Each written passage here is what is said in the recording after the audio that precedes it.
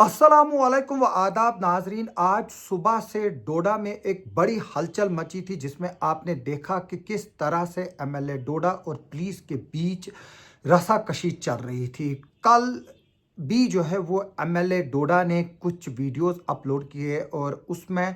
उसने डीसी डोडा को directly attack किया और बताया जा रहा है कि उसमें अब्यूजिव लैंग्वेज भी इस्तेमाल की गई है, जो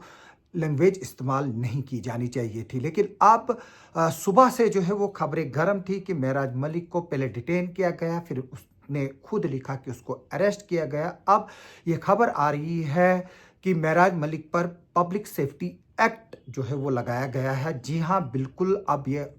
खबर जो है वो ऑफिशियली कंफर्म्ड हो गई है कि मेराज मलिक पर पब्लिक सेफ्टी एक्ट लगाया गया है, जो अक्सर क्रिमिनल्स पे लगाया जाता है, ड्रग एडिक्ट्स पे लगाया जाता है या ड्रग पेडलर्स पे लगाया जाता है, ओवरग्राउंड वर्कर्स पर लगाया जाता है, फॉरेस्ट स्मगलर्स पर लगाया जाता है, बोवाइन स्मगलर्स पर लगाया जाता है। और पहली बार ये एक्ट जो है वो एक तरह से सिटिंग एमएलए पे लगाया गया है। जो मेराज मलिक है, उसने पिछले साल बीजेपी के कैंडिडेट को डोडा में इलेक्शन में 4000 वोटों से हराया था। उससे पहले मेराज मलिक ने 2020 में डीडीसी का इलेक्शन भी जो है वो जीता था। मेराज मलिक जो आम आदमी पार्टी के जेएंडके के प्रेसिडेंट भी हैं, उनको पब्लिक सेफ्टी एक्ट के तहत अरेस्ट करके फिर उनको भद्रवाह जेल जो है वो ले जाया गया है और उनको वहाँ पर अब रखा जाएगा। और जो ऑफिशियल सोर्सेज है, उन्होंने हमें अब कंफर्म किया है कि जो मेराज मलिक है उस पर पब्लिक सेफ्टी एक्ट लगाया गया है। और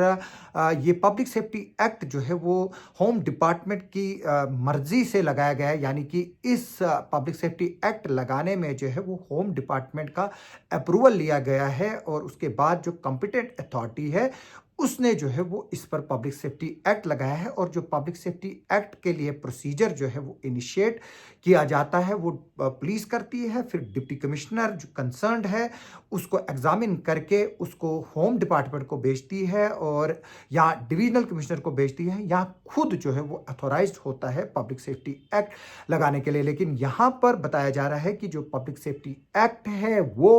होम डिपार्टमेंट के अप्रूवल के बाद जो है वो लगाया गया है। और इसमें अब एक तरह से पंडोरा बॉक्स जो है वो खुल गया है, जिसमें अब पीडीपी के वहीद पारा है, उन्होंने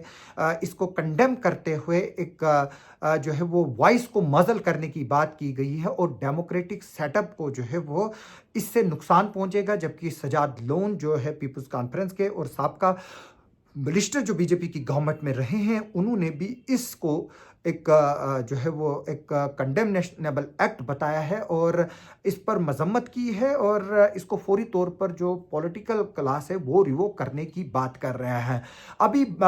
जो पीएसए लगा है मेराज मलिक में, उसमें 18 एफआईआर का जिक्र है जो मेराज मलिक के खिलाफ है। उसके अलावा जो डेली डायरी रिपोर्ट्स है उसमें भी मेराज मलिक के खिलाफ काफ़ी जो है वो रिपोर्ट्स दर्ज की गई है वक्तन फवक्तन, जिसमें यह बताया गया है कि जो मेराज मलिक का बिहेवियर है वो कहीं ना कहीं जो है वो नुक्स अमन है, यानी कि उसके बिहेवियर से जो पीस है वो खतरे में रहता है। और उसके अलावा ये भी बताया गया है कि मेराज मलिक जो है वो लोगों को उकसाता है। तो इसके अलावा मैं बता दूं कि मेराज मलिक के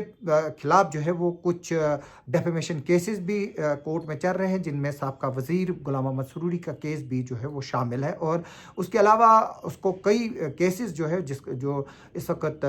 लीगल स्क्रूटिनी में है। लेकिन आज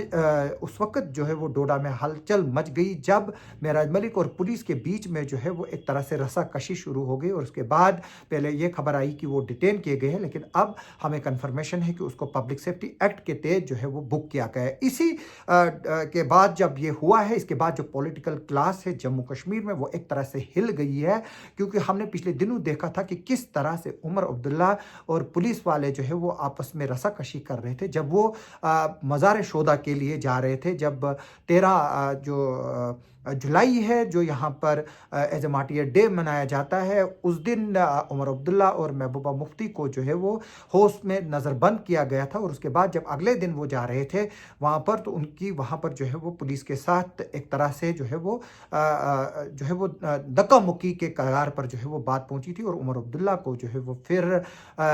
उसको जो है वो फिर दीवार को जो है वो छलांग मार कर जो है वो वहाँ पर जो ग्रेवयार्ड है वहाँ पर जाना पड़ा था। उसके बाद से ही ये अंदाजे लगाए जाते हैं कि जम्मू कश्मीर में जो है वो सारा कंट्रोल एलजी गवर्नमेंट के पास है, जिसके कंट्रोल में पुलिस और एडमिनिस्ट्रेटिव सेटअप है। यानी कि जो आईएएस ऑफिसर है, आईपीएस ऑफिसर है, वो तमाम के तमाम जो है वो एलजी के कंट्रोल में है। ये वही ऑफिसर है जिनमें हम बात करें, इसके अलावा पुलिस है वो भी एलजी के कंट्रोल में, जो केपीएस है, जेकेपीएस है और आईएएस है और आईपीएस है। ये जिनकी तादाद तकरीबन 500 या 600 के करीब है, ये वो ऑफिशियल्स हैं जो जम्मू कश्मीर में 5.5-6 लाख के करीब जो एम्प्लॉइज़ हैं उनको कंट्रोल करते हैं। और अगर हम माना जाए जो डायरेक्टली कंट्रोल इस वक्त अगर जम्मू कश्मीर में है वो यूनियन होम मिनिस्टर का है और जो